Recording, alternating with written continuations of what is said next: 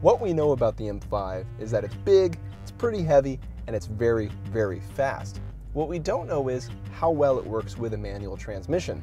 That's what we have here, and that's what we're going to find out this week on Ignition.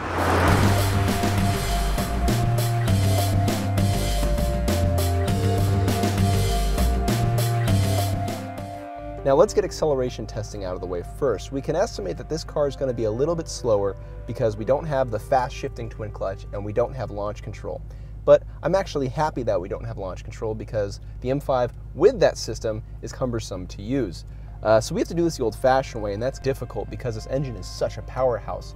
First gear is basically useless with regard to traction.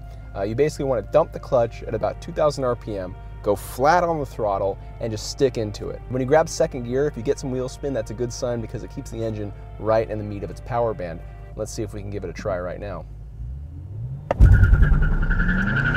then if you wheel spin, grab second, and then if you do it right, you'll get 60 in 4.2 seconds, and the quarter mile in 12.5 seconds at 116.6 miles an hour.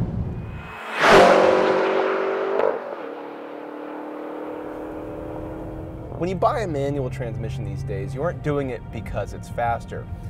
Twin clutch transmissions, the modern ones, can't be beat when it comes to shift speed and accuracy. No, you buy a manual these days because you claim you're all about the experience.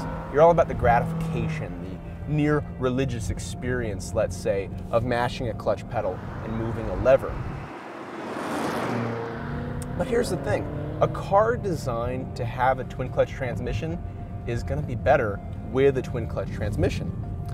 Now that takes us quite conveniently to the M5.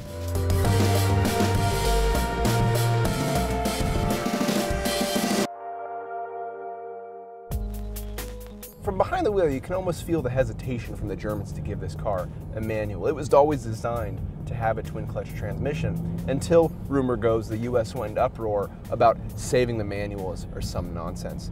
So now we have a 6-speed manual with a real clutch. And how is it? Well, it's not bad. It feels like any BMW manual you've ever driven. That means the throws are somewhat lengthy. You have this unique rubbery sensation. And I'm actually in the camp that likes BMW manuals because once you get used to them, you fall into rhythm with the rest of the car. Now the thing about the whole manual, automated manual debate is that it's actually a repeat from the last M5. The difference being that car didn't have a good automated manual. This one does. So with the previous car, the case for the manual was that much stronger. But on that debate, I don't think there's a sweeping correct answer for all cars for which transmission you should have. It's very contextual from car to car. A Miata, a BRZ, an FRS wouldn't be better with twin clutch transmissions, but a manual wouldn't be better in a 458. So you might link it to the speed of the car, and that makes sense because supercars these days are so incredibly fast that they need a twin clutch transmission. It matches the nature of the powertrain better.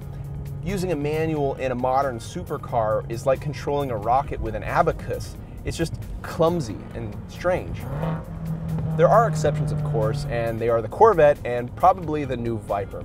So perhaps it's not just the speed, but it's all the nature, the character of the car. Those cars are manly, those cars are rough, and you want to muscle them around with a lever. Now, how about the M5? What does this car call out for?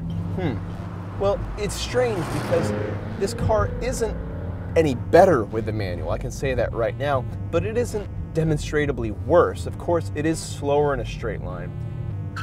The thing is, the manual introduces this bit of clumsiness into the powertrain, this little bit of sloppiness. You have to be really mindful of the clutch pedal. You have to be really mindful of where the engine's at in the rev range, because this thing, when it gets on power, you better make sure the clutch is engaged.